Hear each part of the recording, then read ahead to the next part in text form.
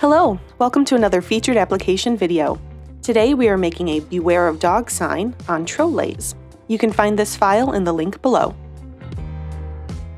Once your material is set up on the laser, load your file into Ruby and create a job. Select your material and push the job to the laser. TroLase is a UV-resistant acrylic-based laminate for applications that are both indoor and outdoor. Engraving this material is easy and can be done in high production speed because of its thin top layer. You can purchase this and other materials at engraving-supplies.com. After the laser finishes cutting out the file, your sign is ready to display. Thanks so much for watching!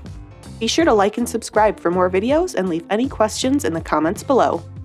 See you next time!